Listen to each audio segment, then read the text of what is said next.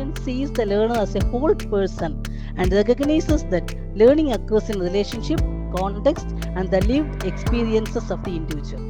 There should be a nice, cordial, smooth climate, yes, within the classroom. Only then the teacher can effectively teach, the students can effectively listen to them with good attitude, with proper interest, so that that relationship should be maintained in the class. Many students, like, they have the ability, they will be able to do, but the thing is, they don't have confidence in their ability or talents. The teacher who have to find out, identify the ability, and encourage them and make them to do, so that they gain that self-confidence.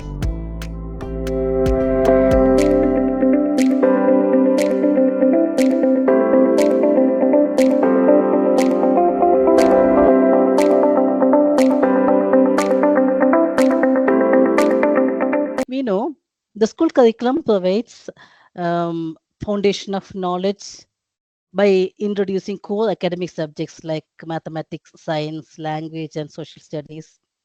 And also, it provides the development of essential skills required for personal and professional success, and development of practical skills to prepare students for real life, real world challenges.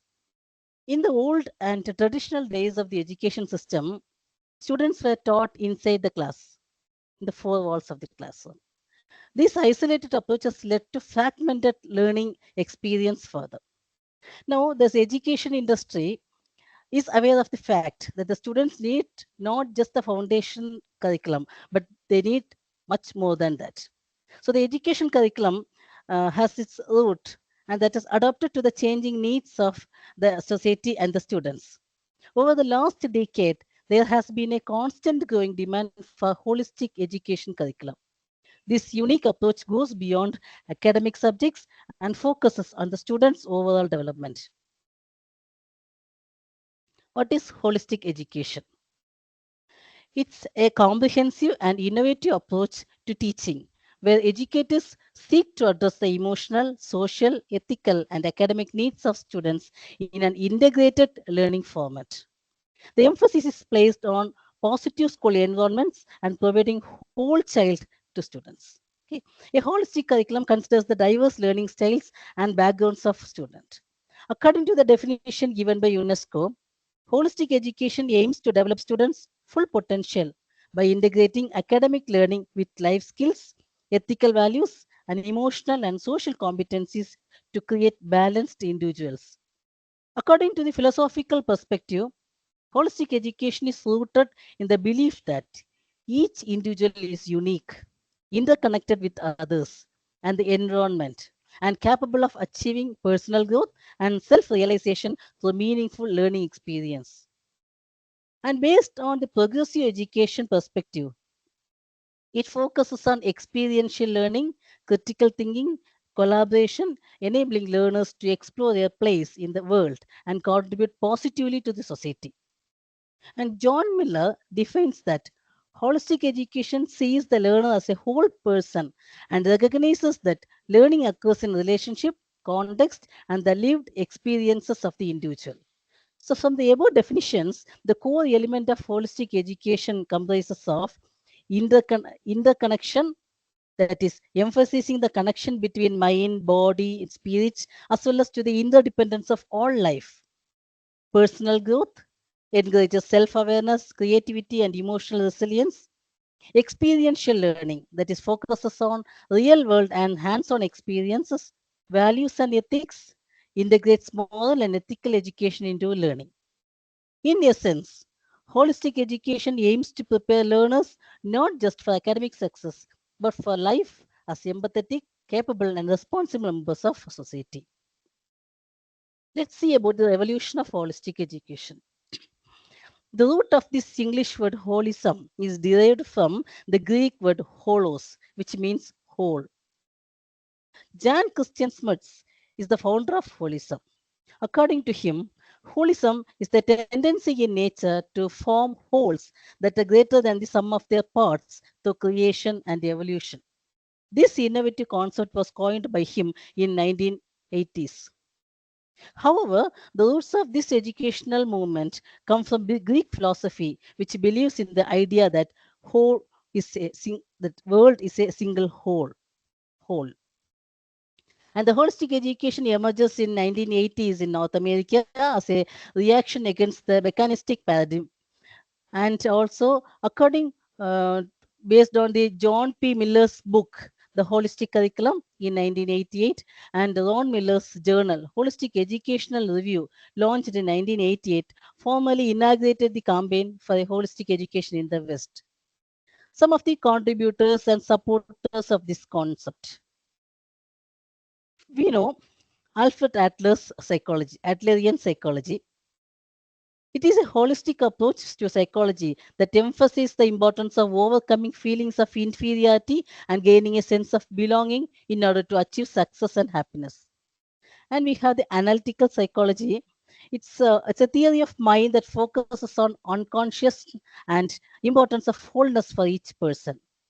And the gestalt psychology emphasizes that the whole of anything is greater than its parts.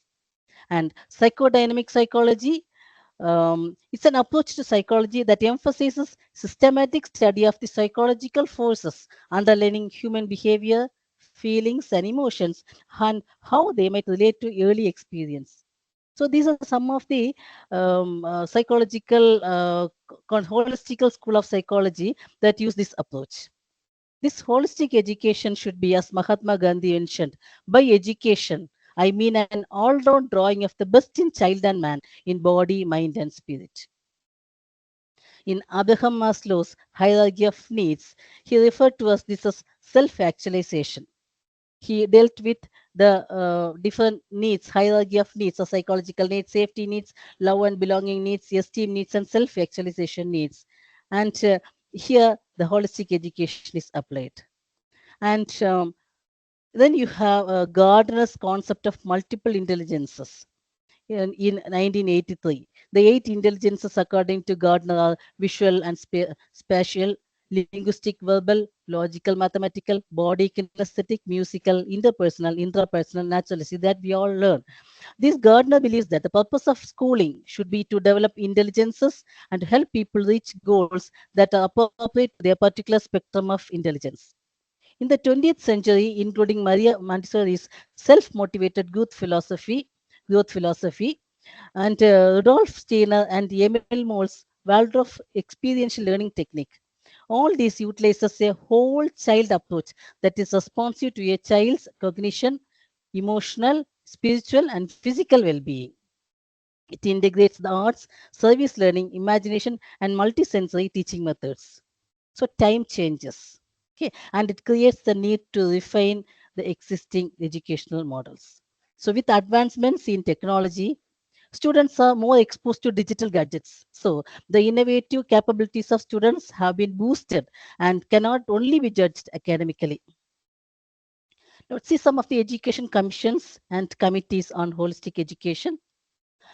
We have certain international education commissions like the Dallas Commission report published in 1996 advocated for the holistic approach to education based on four pillars of learning, that is learning to know, that is the cognitive development, learning to do, the practical skills, learning to be, the personal growth, and learning to live together, that's the social and emotional skills. And we had the International Commission on the Futures of Education 2021 report. It's known as Reimagining Our Futures Together. Okay. And it emphasized the need for holistic education to build peaceful and sustainable futures.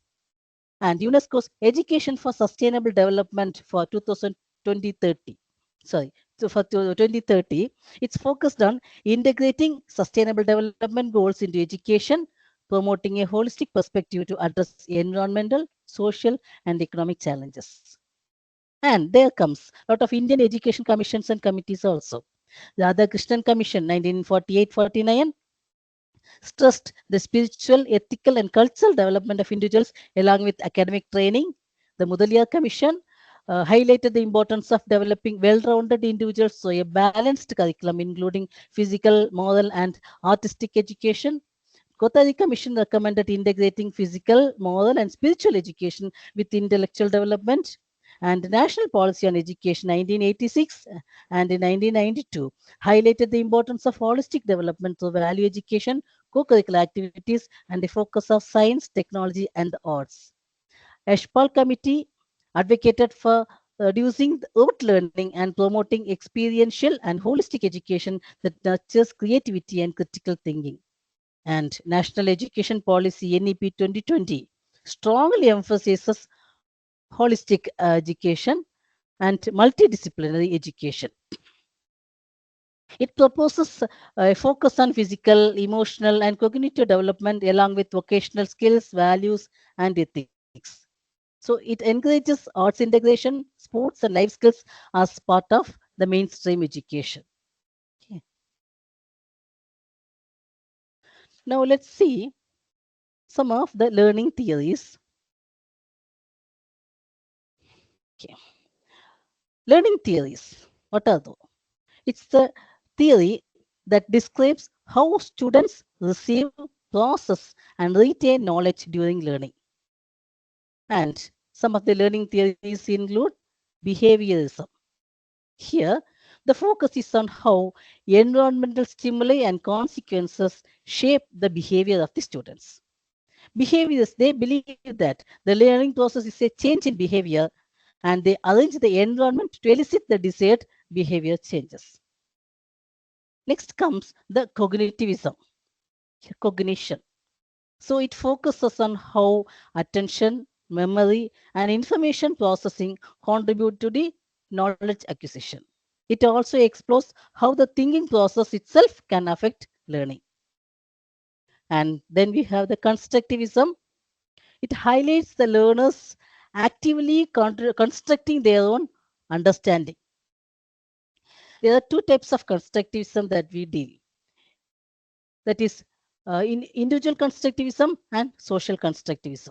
Individual constructivism says that the student um, construct their own knowledge by observing, learning through different sources, mulling it over, and finally they construct their own knowledge. And the social constructivism says that the construction of the knowledge by the individual is not only because of him, it's because of the surrounding, from the social sharing of knowledge.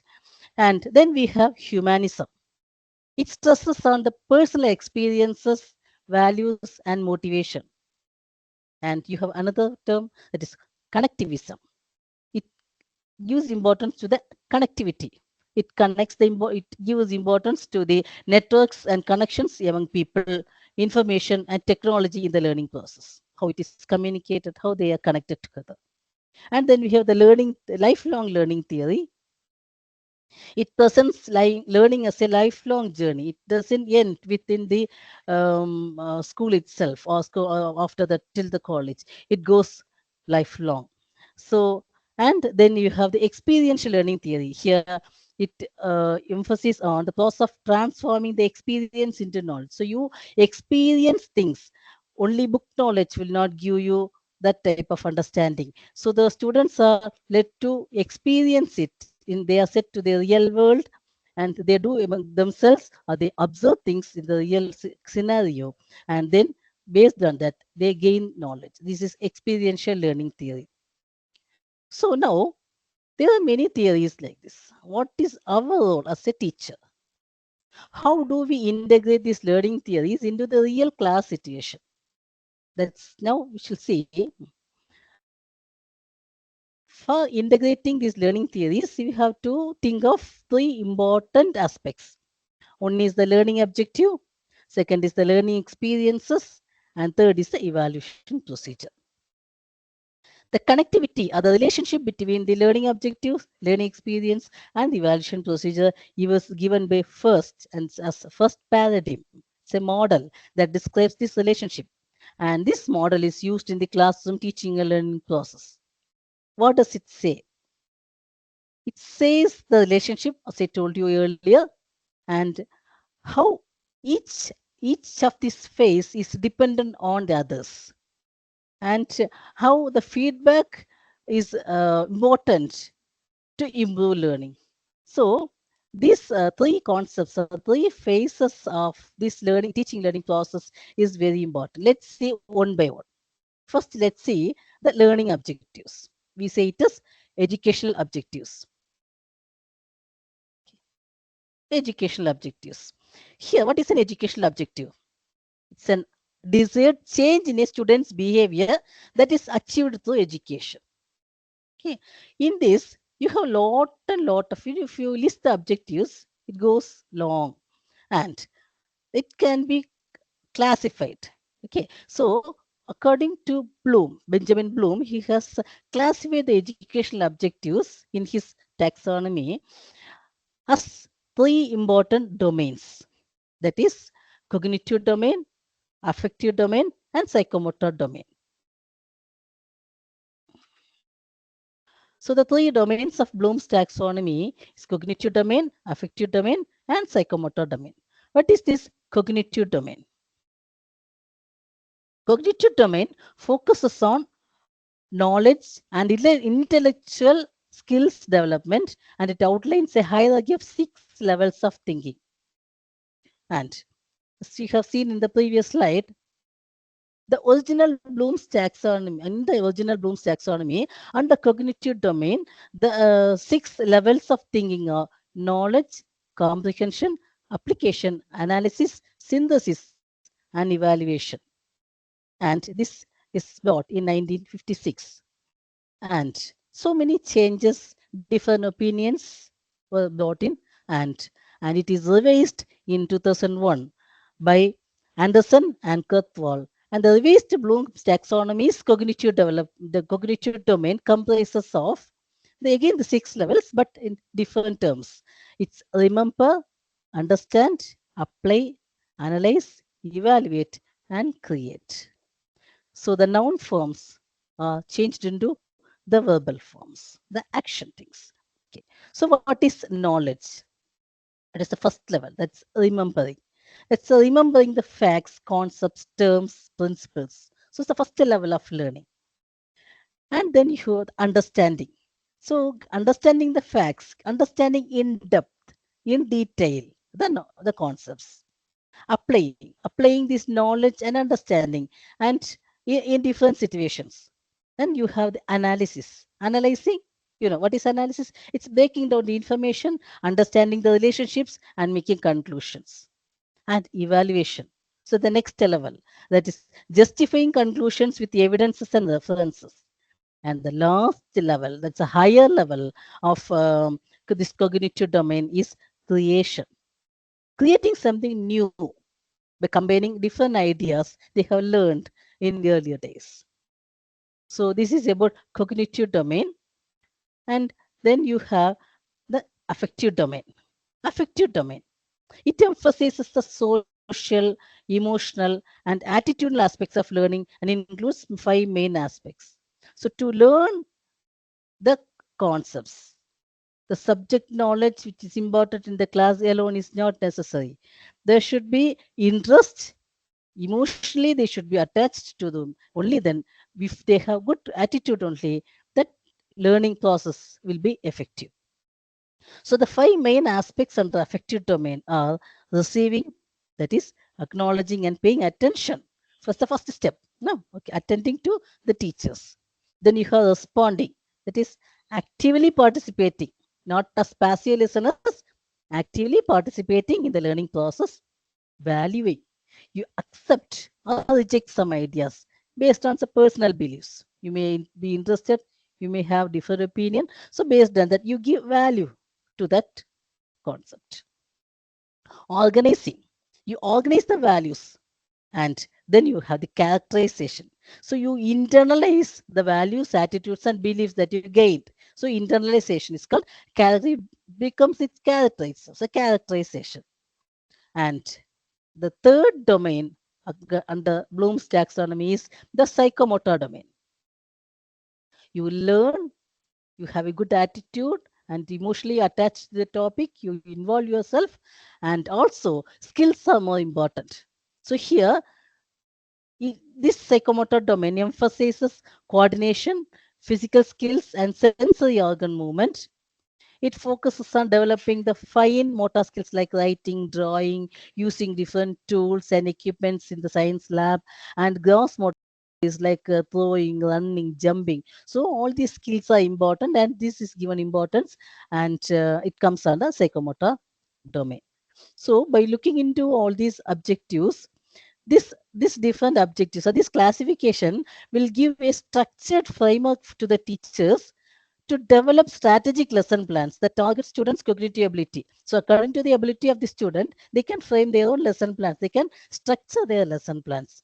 And they can use this taxonomy to implement differentiated instructions for activities that cater to the students, okay, at different levels. And they can also develop appropriate assessments that go beyond evaluating, just not just assessing the subject. They can assess the overall development of the student. So for all these, this taxonomy, these objectives will help the teachers. The second most important aspect of the first paradigm, as we discussed earlier, is the learning experiences. Even though you have framed the objectives, it will be implemented through certain methods in the class. So the learning experiences is very important. What is learning experience? All the interaction, the course or the program are different methods or strategies that we implement in the class will give certain experience to the students. They learn a lot of things through that experience. So all the activities, all the methods, all the strategies that we use in the class comes under learning experiences for the student. So here, to list certain experiences, there is a cone of experience given by Edgar Dale. This is introduced by Edgar Dale and it illustrates the concreteness learning of learning experience, level of learning experiences based on the medium they use. So you have a lot of medium that is used in the class for transmitting the knowledge. Okay, and according to this cone, you can understand the knowledge or understanding the gain, the experience they gain from the text or verbal symbols is very less. So it's at the tip of the cone. And when you go from the tip towards the base of the cone, you can see different medium through which the teachers can interact. Teachers can teach the topics to the students. So after the text, it gives little experience to the student, and then you have pictures, visual symbols, and then the audio or recordings of photos. And again, more experience will be given for motion because of motion pictures, and by exhibits, going to field trips, doing the demonstrations, doing the activities, dramatized exercises, experiences, contrived experiences, direct experiences. So by learning through the text or by learning the knowledge, the concept, the verbal symbols gives little experience to the student, and the experience will be more when they are really involved in the learning process. Okay, so this is explained by this cone. So this also will help the teachers to select the different medium for knowledge transfer. Okay, and depending upon the time availability, depending upon the subject matter that you learn, depending upon the student's ability, student's interest, and the teacher's ability and the skill, this different medium can be incorporated in the teaching learning process. And certain methods also will help for the holistic curriculum. So this teaching methods first one is the project-based learning. What is that project-based learning? Engaging the students in hands-on projects. Okay, so they combine different subjects. It can be science, it can be maths, it can be social studies, and some environmental science subjects. So by combining these subjects, the students can be given some projects, and by getting hands-on experience in doing the projects, they learn. So they develop all the skills, they develop knowledge, etc. So this project-based learning. So it's a best learning, the teaching method for this holistic education. And then you have the integrated thematic instruction. Integrating. integrating different subjects together, taking a theme, a central theme or topic, connecting lessons, different subjects, different lessons together. So, in an integrated manner, you can give the instruction to the students, and so they learn the whole idea. And as we said, experiential learning, taking them to field trips, to museums, to industries, to factories, to the field. So, depending upon the subject, you can decide certain places, and the students can be taken there, and they observe and get that real experience. Okay. So that type of learning will surely help them to develop all their knowledge, cognitive and affective, even affective domain is more improved. Okay, based on this experience learning. Then you have the service learning. Here, servicing the community service activities. So not only the academic learning, you can ask the students to clean a park, to do gardening in school fields, okay, planting trees. So all this will build in them some social responsibility and also team spirit.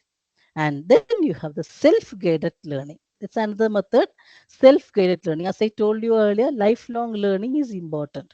So only in schools and colleges, teachers guide them and help them in their learning. But if they want to have that lifelong learning, they should have self-guided learning. They have to learn at their own pace and evaluate their own learning. So only then they will get the interest of learning books, learning subjects, new courses, and they will be continue in their it will be continued in their life. Then you can have storytelling.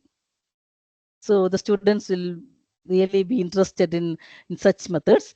It will promote cognitive and language development as well as empathy and emotional intelligence. And then you have interdisciplinary coursework. So teachers from different disciplines teach thematic courses that integrates multiple subjects. They can take it's almost there in the integrated thematic instruction too. We said the central theme can be taken and it connects different lessons. And here interdisciplinary, it can have different disciplines like maths and science can be connected, and environmental science and the chemistry can be connected. So by the connecting those subjects, they can um, have the course. They can plan the course, and give it. So this will really aid in the cognitive growth of students. And then you have mindfulness and wellness programs. This is also very important. Okay, involving practices like mental well-being practices, then like interval, a fruit break for the students, and teaching them the importance of balanced diet, nutritious diet, and then having morning yoga sessions in their assembly, and then having sessions to make the students talk, okay, open their heart, okay, openly talk. That is mindfulness, and so that they can be relieved from the stress. So such activities also can be included. And then you have the emotional reflection. Emotional reflection, the teachers can provide opportunities for the students to reflect. Okay, so after observing or after going to a field work or after learning a concept or after attending some activity, they can reflect. So that will help them to improve their learning process. Okay, and for the follow-up activities. And then you have the inclusive community building. Here again, connecting to the community, students learn the different perspectives and skill sets that the public people have. Okay, so this could be achieved by the introduction of club activities, summer programs, or volunteers taken to the villages, and some action-based schemes can be introduced, and within they go to the local environment and contribute to the society. Okay, to help that local community in that area.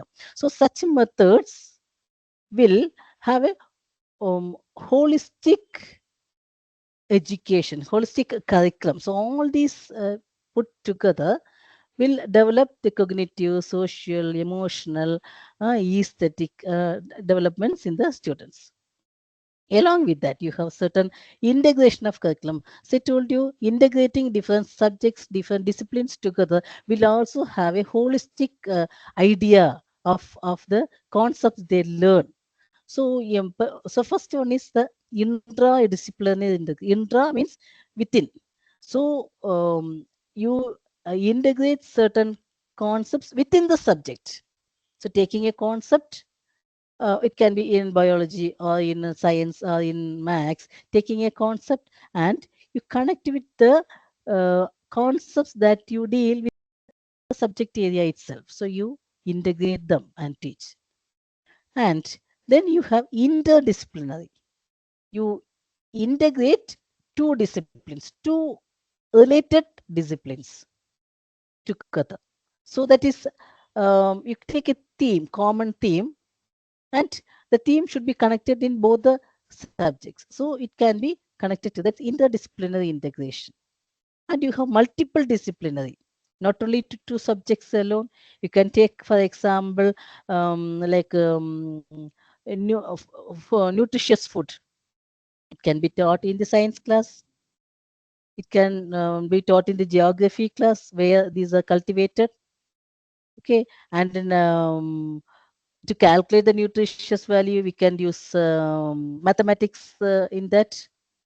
And to learn about the scientist, biography of the scientist, you can have that in English class. Then then about the packaging of the food, preserving the food, such things can be dealt in marketing class, management class. Okay, so and also like for a good well-being, physical well-being, it can be dealt as a diet, nutritious diet in um, sports class also, in physical education class also. So like this, a common theme can be taken and it can be integrated with the different disciplines. And then you have the transdisciplinary integration.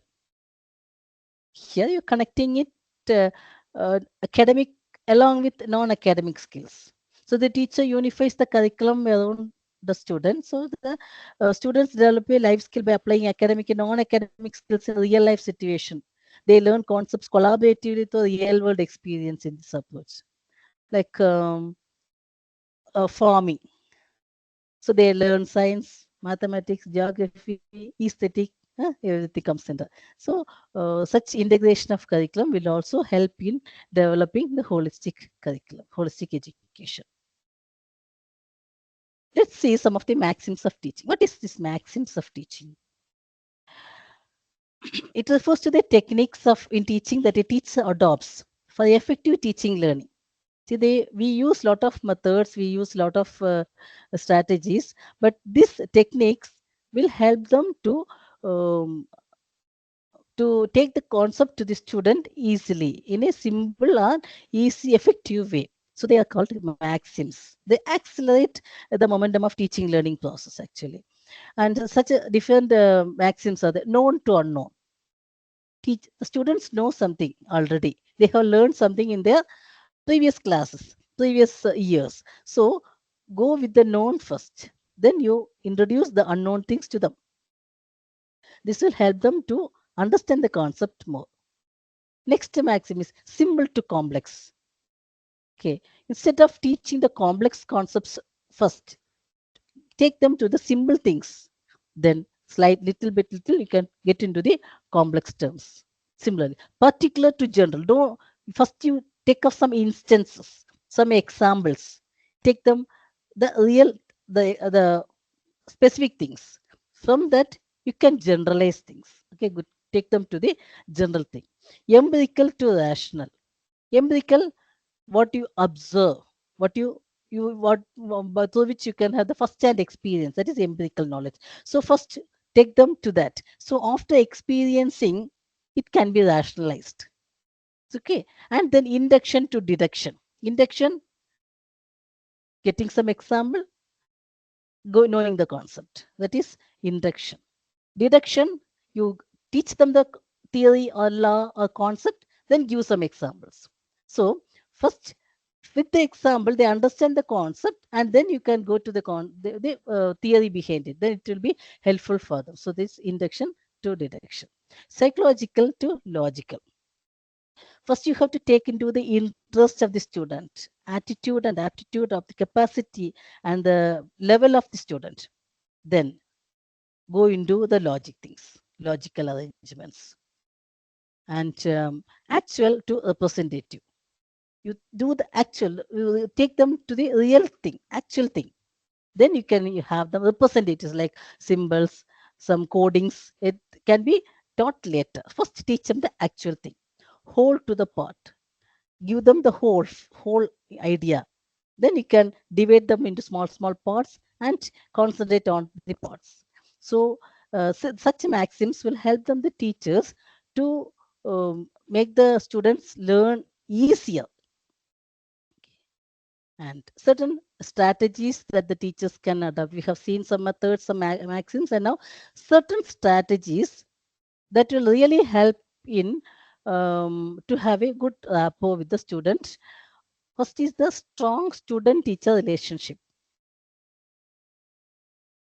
There should be a nice, cordial, smooth climate. Yes, in the within the classroom. Only then the teacher can effectively teach. The students can effectively listen to them with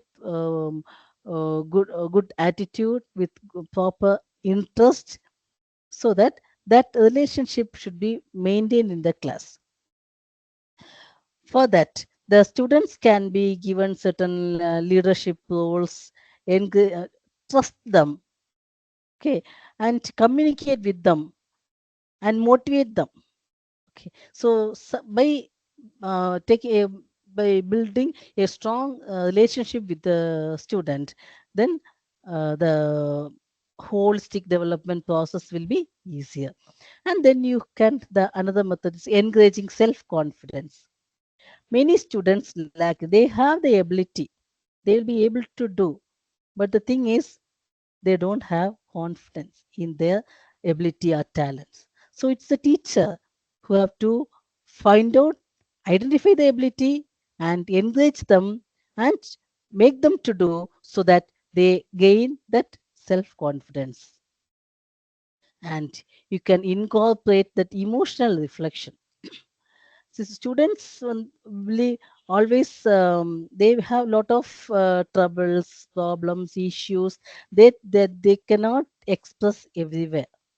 So there should be some let out for that. And if it is let out, lot of problems will not be a problem. It will not be taken as that. It will be, it's just it's all in the minds of the students. So give opportunity as a regular routine. You can have mentoring sessions, you can have counseling sessions, and for them to let out their emotional thing, so that they can be stress free in their activities. So these are the certain techniques or strategies that the teacher can adopt in the class for a betterment. Now let's see the third phase of the first paradigm. So we have seen, first thing is the objectives. Then we have seen the learning experiences, so the methods, strategies, and all we have learned. And now the last aspect is evaluation. What to evaluate? How to evaluate? Why evaluation is that much important? Unless and unless the process is evaluated, you will not really understand the fruit of it. That that assessment process have lots of meaning in that. Okay. It helps the learners to understand their ability, their level, and it helps the teachers to uh, to motivate or bring to promote the students' abilities much more. So this assessment also should be holistic assessment. Not only the cognitive skills, generally we have them the test, the examination pattern, um, stress on the assessment of their cognitive skills. But not only that is required, we have to have a holistic assessment, a comprehensive approach to evaluation. It takes into account the cognitive skills, the communication skills, of the learners, the technical skills they have, and also the emotional skills. And all this should be assessed. And this purpose is to have a complete understanding of learners' strength, weakness, interest. Okay, and we have to say the holistic assessment is person centered, not score centered. You cannot don't look into the scores obtained by the student. You have to look into the persons, the abilities, the skills they gain. Okay, and this will lead them to a all-round individual. So assessment plays a very important role, and there are certain innovative techniques that we use that also can be dealt. But is the evaluation rubrics. Evaluation rubrics. You have, for each and every assessment, you will have certain criteria. So evaluating the students based on the criteria, that is rubrics. Okay, and only if you set certain criteria and evaluate, then we will be able to assess them properly whether they have attained that criteria or not, which criteria is lacking in them, how to improve, which part of the skill or which part of the area it should needs improvement. All this will be understood only if you evaluate them based on that criteria. That's rubrics. Then you have the students portfolio. Students portfolio, it's a collection of students work, their what they about their achievements, their accomplishments, their activities, everything will be uh, systematically collected. And there you have two types of portfolio. There is product portfolio and process portfolio. Both are important. Achievement also important. The process of achievement is also important. So the process portfolio documents the stages of learning and provides a progressive record of the growth of the student. The product portfolio demonstrates mastery of certain tasks, certain objectives. Okay, and through this portfolio process, students develop the self-awareness, goal setting, decision-making skills essential for their lifelong self-determination. And another way method that can be adopted for this assessing students is observation checklist. It's a list, checklist. It's a list. The list of criteria a teacher determines are important to observe in students. So those can be listed and check whether they are met. So you can have a checklist at the side so that if something is lagging, then it can be met. And then you have the rating scale. It's also similar to that observation checklist. Here, in observation checklist, it records the presence or absence of a particular item, whether it is done or not, whether the skill is performed or not. But in rating scales, it records the degree to which they are found. The quality of performance is understood by this rating scale. So these techniques can be included in your process of assessment. And because of these techniques, you can diversify the learning outcomes and assessment criteria. And you can gain insights into the individual strengths of learners. It can enhance the problem solving and critical thinking skills of the students. Evaluate multiple dimensions of learner development. Identify multiple opportunities for transferable skills. Produce verified evidence of knowledge and skills. Support self directed and individualized learning. Develop emotional maturity of learners. Gain valuable data for curriculum mapping. And build strong relationship between trainers and learners. This strong relationship can be um, can be taken into consideration so that as I said you earlier, these relationships will help them to have a good climate in the class, and this can be understood by the assessment process. This assessment also provides feedback to the teachers and also for the students for the school, and it also prepares the students for all aspects of life, and it promotes self-confidence in learners, and so uh, it develops in them the all-round development is taken into consideration. Now, what are the benefits of this holistic education? From the beginning, we will be discussing about holistic education, how to bring about what are the important phases, and we have dealt each and every phase elaborately. Now, what are the benefits of this holistic education? Let's see. It gives a lot of benefits to the students, teachers, schools, and communities. Students are empowered to improve their educational outcomes, gain the life skills necessary to take on a successful professional career. It it just improved academic achievement. The students' academic achievement will be improved. Who can cater to the individual learning styles, and by providing supportive learning environment and enhanced mental and emotional well-being. In a supportive environment where social and emotional learning is emphasized along with academics, students have a better chance of emerging with self awareness, confidence, and a sense of social responsibility.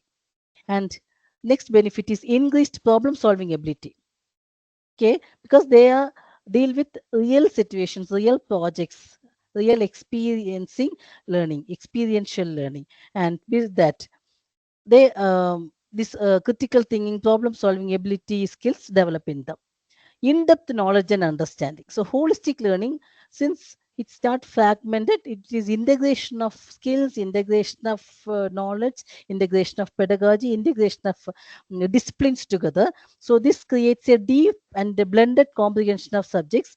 So this promotes a deep-rooted understanding that goes beyond isolated facts. And the real-life application, this approach to teaching and learning provides students with skills that can be applied to real-life situations or solutions, and it helps them to be creative, because in the final level that we discussed in Bloom's taxonomy is the creation. So in the class itself we give a lot of opportunities for the students to express their creative ability, and and also it will be also assessed even in the assessment process. While setting the question papers, you can have um, questions based on different knowledge levels. Few questions can be on the knowledge level, base level, remembering level. It can be understanding level. It can be application level. Then some questions will be for analyzing, and some for evaluating things, finding out the reasons, you judging things, giving your opinion, and also for creating. So applying the concepts and creating a new idea. So such questions can be given even in the written examination, the examination pattern also, so that they get a creative person's creativity skill improves. And it's personalized learning. We give importance to each and every student. We set the criteria, we set the rubrics, and assess each and every student, and so you can give them a personalized learning required for each and every individual student. So as a conclusion, I will say that according to NEP 2020, holistic education is given priority, and this can be achieved through the integration of curriculum, pedagogy, and skills. And it enhances cognitive, affective, and psychomotor abilities, as we discussed. It encourages the overall growth of students, and it helps to reach a sorry, it helps to reach a diverse population, increase active learning, active exploration, competency-based learning, makes learning flexible, innovative, and memorable and joyful for the students, and develops 21st century skills. And it increases confidence, responsibility, improves academic achievement, enriches understanding, and remains in long-term memory. So all these benefits are there in holistic education, and it satisfies the needs of the national and international education system. So it fosters wholesome personalities and socially responsible citizens. So as teachers, we have to plan accordingly, make use of all the methods necessary for the students for their overall growth, and to have a holistic education experience for them. Thank you.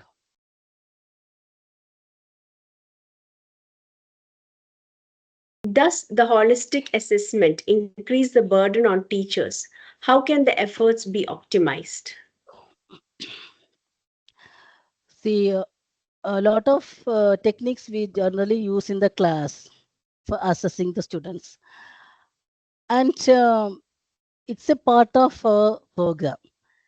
If we are intended to use that methods alone, we will be doing that only. But for a holistic education, for a holistic program, when the certain methodologies for assessment is set, we have to do. We cannot take it as a burden. It's a part of a duty. See, only if you assess the students properly and give proper feedback, we can improve them. We can meet their weakness. We can find out the strengths and weaknesses. So only the program will be completed based on this assessment. So we cannot take it as a burden. As teachers, we should be free to use all those. We have to wholeheartedly use those assessment techniques.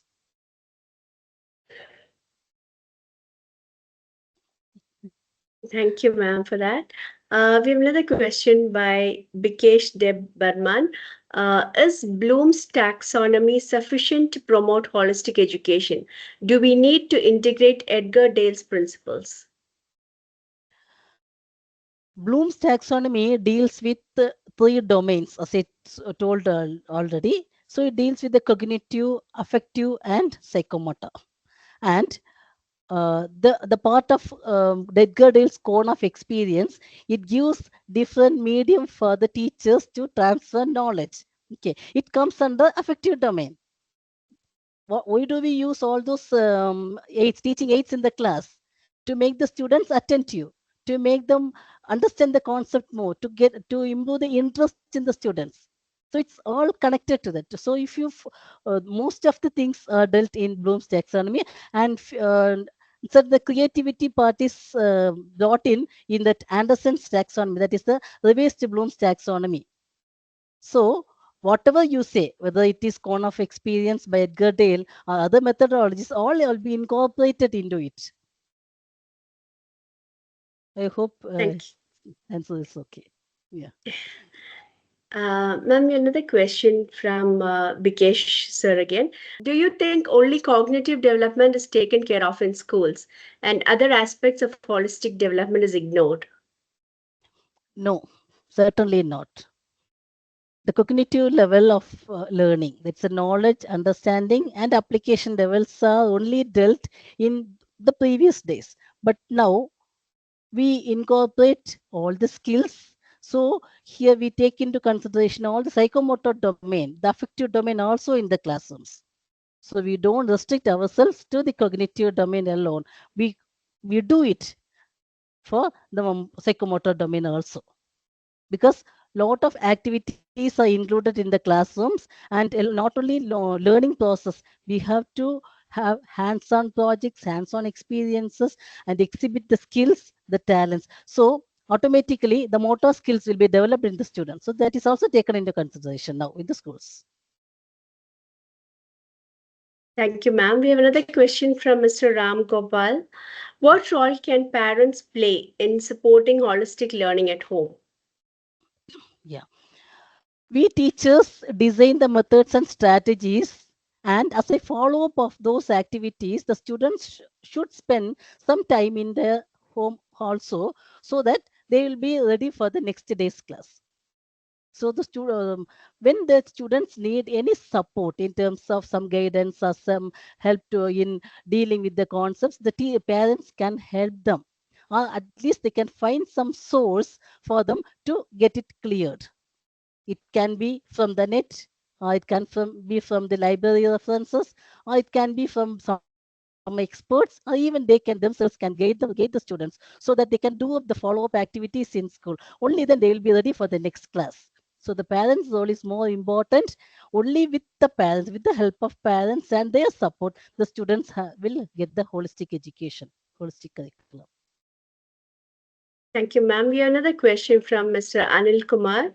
Why is it important for students to have experiences that stimulate the five senses?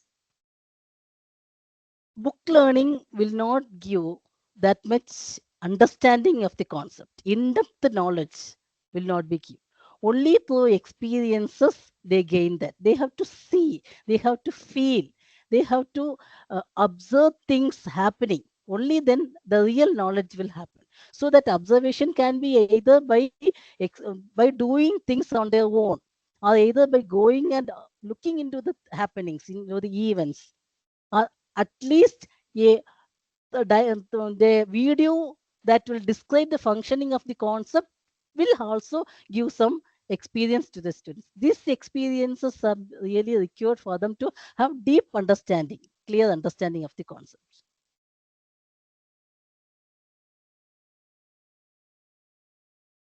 No, I couldn't hear you, ma'am. Excuse me, Thank ma'am. you, ma'am, for that. Yeah, yes, yes, yeah. We have another question from Mr. Cyril. Uh, how can my subjects better align their goals with their values and priorities? I didn't get it. Sir's question is, how can the subjects better align the goals with their values and priorities? You mean the values and priorities of that your subject should align with the, Yeah, yeah, along with the methodologies that we with their goals of value, goals, yeah, goals of and priority. priorities. So our goal is to have holistic education, to look into a overall development of the students, development of the cognitive, affective, psychomotor, and all the other skill and understanding of the student. So each subject will have their own values and priorities. For example, English. Okay, English, it's meant for learning the language, but only by learning the grammar items or by learning the language, a holistic development will not get. So how your values, your value of that subject is important, but how will you incorporate it to the student, make them understand each and every nuances of your language, make them use it in their communication in any form. It can be in written form and in their oral form, and even non-verbal form. Even though the language will not come under that non-verbal communication, but still such communication can be developed, and they can make them create things, create poems, create storytelling, and see, the good communicator only can be a good teacher. So only if you are able to communicate the knowledge in a most appropriate way, suitable for the audience before you, the learners before you, then it will be reaching the students and it will be effective. So the value of that particular subject will go along with this holistic process. This is just an example with English. Similarly for science and maths, and it goes.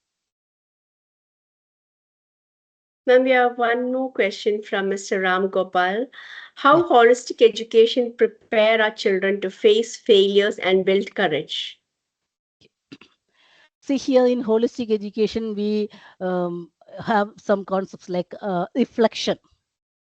Okay, by reflection, they look into all the aspects, they analyze the event, they analyze each and every happenings, and then they reflect on their own. So when you give space for them to reflect, they understand what it is. So they try to understand the in real sense. Each and every people have their own ideas, but the idea of each individual is not the real thing, and only the real thing will come out only because of that reflection. So that such things can be taken into account, and you have lot of group activities. It brings in them related activities, so that they go to the community, understand people around us, and because of that they will have that habit of sharing, taking responsibility, taking the leadership role, and taking the leadership role, and then bringing up the community. Such thoughts will arise in the students automatically. So surely this type of holistic education will help them in all those. Thank you, ma'am, for that. A request to our participants, please do fill in the feedback form so that we understand how where to improve and what sessions you would like to participate and whether you would like to get certificates also. Ma'am, we can take up one last question by Reena. Which holistic activity can we take in class? Holistic method, you mean? Do you mean She's the asked holistic for method? a holistic activity that can be taken in class usually? Okay. You can have that project based method in class, and if you are teaching science, you can have the experiential learning, making the students do the activity or observe the activity in the class. And you can integrate disciplines. As I told you, integration, multidisciplinary integration, or different intradisciplinary integration. I told you. So this integration can be done in the classroom itself, so that this activity, this holistic activity, will help them to improve their knowledge. Thank you, ma'am, for that. Can we take one more last question, ma'am? Yeah. Yeah. There's a question from Monica. Um, Good evening, ma'am. My question is, how would I motivate my smart but not so keen girls to study using holistic approach? Okay. The first thing is that only if, as the question the participant asked, only if the students are interested, if they have a good attitude towards the subject, then they will be listening to us, and only when then the learning methods or teaching methods will be effective. So the first thing is to be motivated. So in each and every class, first of all, the teacher should have should set a good climate in the class. Climate is environment, not the real climate. I say the classroom climate. It should be approachable. The teacher should be flexible, so that the methods can be changed or altered according to the interest of the students. And so each and every class should start with a motivation. The students will have lot of other thoughts. They will be thinking of the previous lessons, or they'll be thinking of different things that are happening in their on the way coming home, or coming to school, or at the home and all. But they should enter into the subject only by listening to certain things that we express in the class. Either it can be a simple incident that is put forth by the teacher in the class that is related to the concept, or she can prepare herself with certain questions, and those questions will motivate the students, or create interest, or create a curiosity in the students. Only with curiosity they will try to listen what's the thing, what is happening, why it is happening. So that curiosity should be introduced in the class. So each and every teacher should keep in mind that there should be some time allotted for motivating, to setting the mind, setting direction for the class students. And if you go into the class and directly enter into the topic, many of the students will not be following that. Yeah. But this small part of motivation that is given at the beginning will surely attract all the students, even those students who are not at all interested in learning. And that is our duty. It is the duty of the teacher to plan for the motivational session. Okay, by motivation and by proper motivation, all the students will be attentive in the class. I'm sure this will happen in the class. It's all in the hands of the teachers. We cannot blame the students on this. It's all in the hands of teachers. If the teacher is very effectively handling the motivation session, surely every students will be listening to us.